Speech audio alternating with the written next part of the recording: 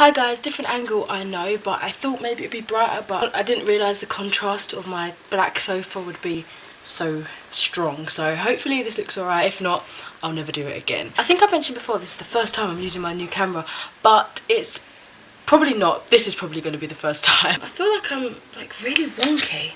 God, okay, probably tripod error, but it has to stay like that for now because I can't sort it out. I'm already filming, got to continue.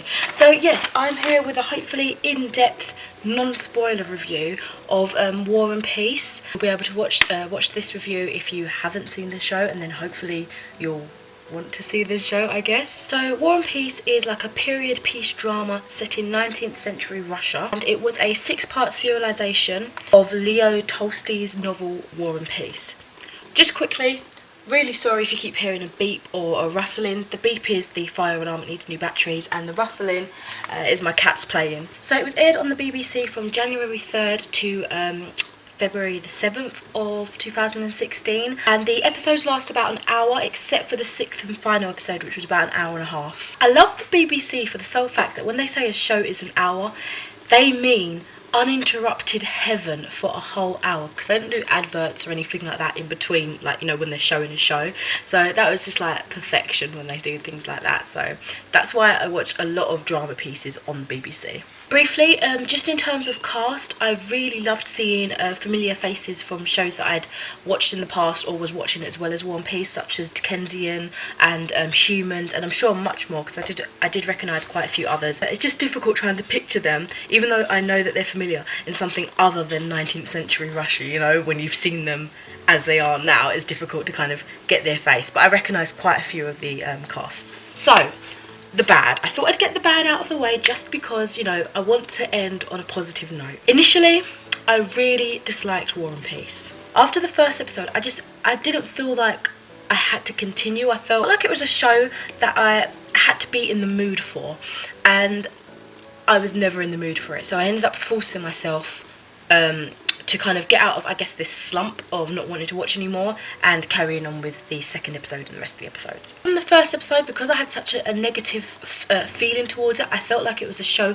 I could easily discontinue with. But, I mean, it was just the first episode, so I knew I had to give it more of a chance, which I'm really glad that I did. In terms of the plot and what I disliked about it, don't think this is really a dislike, but I'll mention it just in case any of you are a bit squeamish at this kind of thing.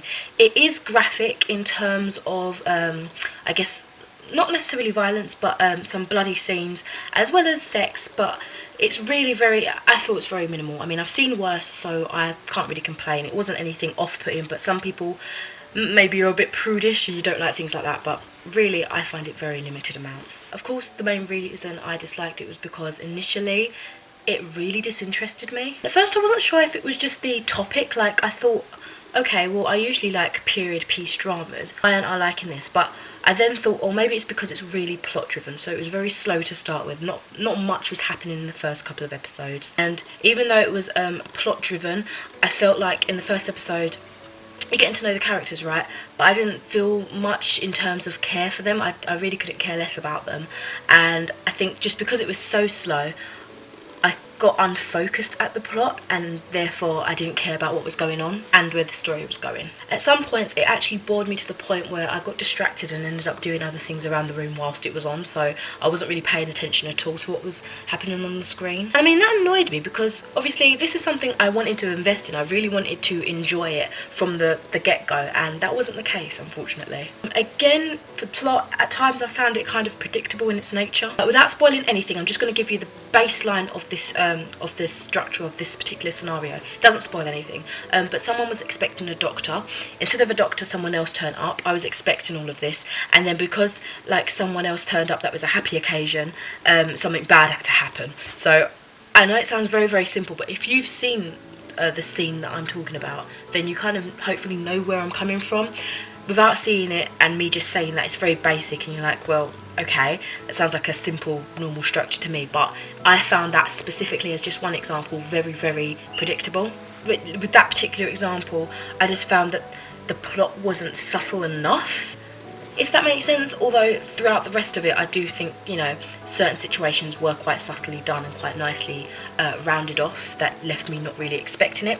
But this example, as well as many more, unfortunately was just too obvious to me. Just lastly, for the bad parts of the plot, I do wish that they had more of a kind of like what time period what was going on, because the 6-part episodes do span over a variety of years. So they do have sometimes where they are, so Moscow and then the date, but I felt like they should have done it a little bit more often, because a lot of the time, just from listening to the dialogue between characters, that's how I just simply grasped that it was a different amount of years gone past. But if I was not paying attention at that particular moment, which I probably didn't do for quite a few of them, I wouldn't have known where we were in the timeline, and I think that's always a negative for me.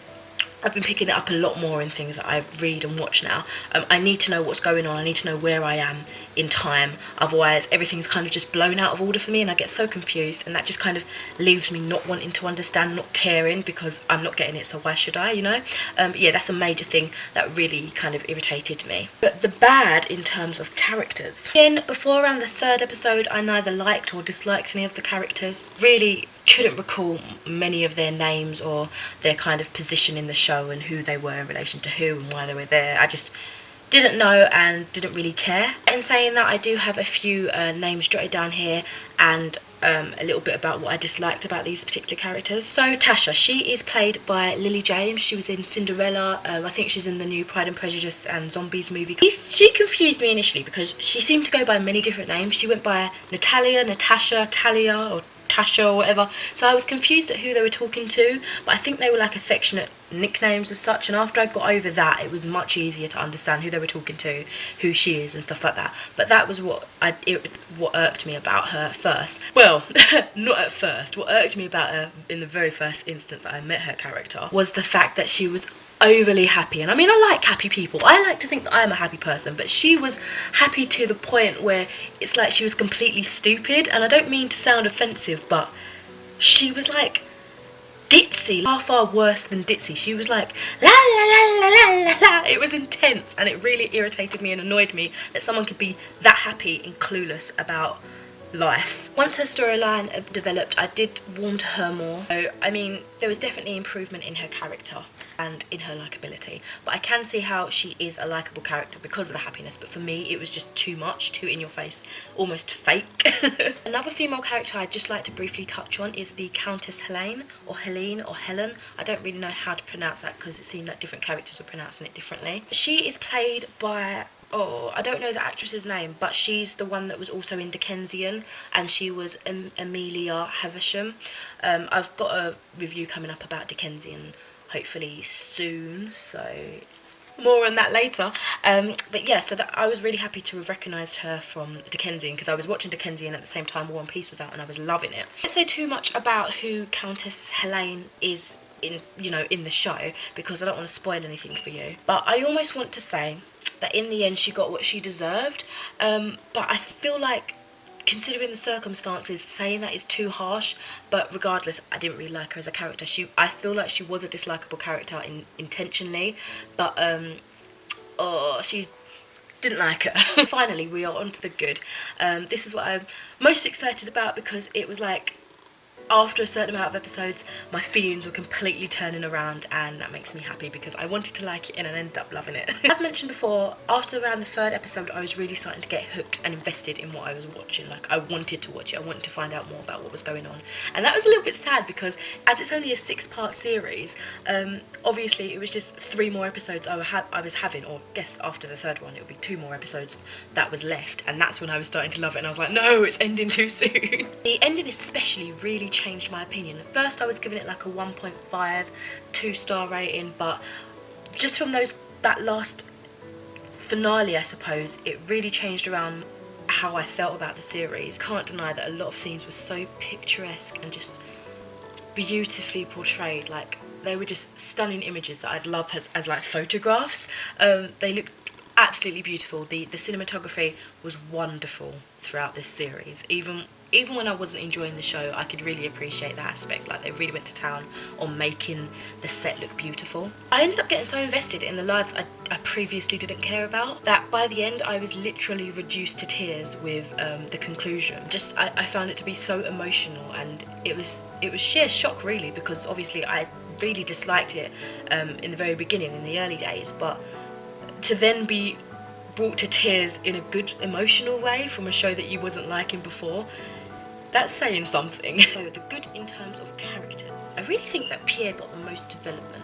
Obviously, if you've watched the series completely, you know who I'm talking about. If you haven't watched it, I'm just sprouting off names and you don't really know, but don't worry, I'm not going to spoil anything about their characters or anything like that. Just, you know, names that you might want to look out for if you're hoping to watch the series. Yeah, so Pierre, he ends up becoming, I think, one of my favourite characters. At first, I couldn't get over his voice. It sounded a bit like Stewie from Family Guy, but I soon, like, once I kind of listened to him more, I completely got over that. It doesn't sound like Stewie anymore, but initially I was like, what is this voice? I did find that he got quite a lot of quiet scenes, which I think would have worked better if they weren't as long as they were, because it ended up making it feel a little bit awkward, a little bit uncomfortable when you're just having like this zoomed in quiet scene of his face and he's pulling these odd expressions. It was just a little bit uncomfortable.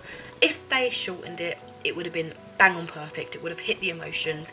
I would have appreciated it a lot more than I did with the long time of quietness of his face. The romance with Pierre, although definitely subtle and had many obstacles to kind of throw you off the scent, and although very slow burning, was again obvious to me, but I cried with happiness when it happened because I think all along I was rooting for that kind of outcome and I was happy that I got what I wanted. I think it would have been a little bit more unnoticed to someone who wasn't picking as much, but because I had previously disliked the show, I think I was just naturally picking like, oh, I can see this, I can see that. But in the end, I really enjoyed, you know, what happened there. I think this also added to the development that I loved seeing in Pierre, so it was really nice to see him happy. In terms of music, it was absolutely beautiful, and definitely alongside like the picturesque scenes and stuff, it was by far definitely one of the best features of the series. The reoccurring piano music really helped kind of juice those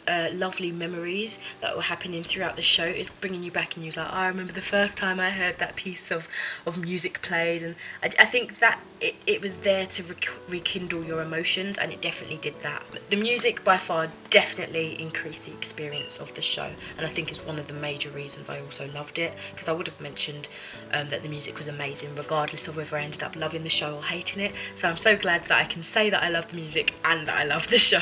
So friendships were made and broken. There was life, death, love, war, forgiveness. It just turned into one of the most perfect emotional journeys in the end, and that's why I gave it a solid 4 out of 5 stars. Do you think that I would prefer to see it in a visual format? I don't think I'd ever pick up the book. It does look bulky, so that's one thing that's drawing me off. Also, I think the way it's written, it would be hard for me, I think it's seen as a classic, isn't it? It'd be hard for me to understand, and I'm just really satisfied with seeing it, you know, as a TV series. Let me know if you've read the book and seen the show, and if you think it's a good representation of the book, or if you haven't read the book and like me, you've just seen the show, does it make you want to read the book? For me, not necessarily. I don't feel the need to go out and think, oh, is there major differences? But yeah, just let me know what you thought, and if you're planning on watching the show, if you've just come into this review without seeing it. So that is all. I thought this video was going to like drag for much longer. I mean, I'm looking at it and it's in 20 minutes on my camera, so I've talked for a bit, but hopefully I can edit it down. So I'm going to leave you guys now. Thank you very much for watching, and I shall speak to you soon. Bye.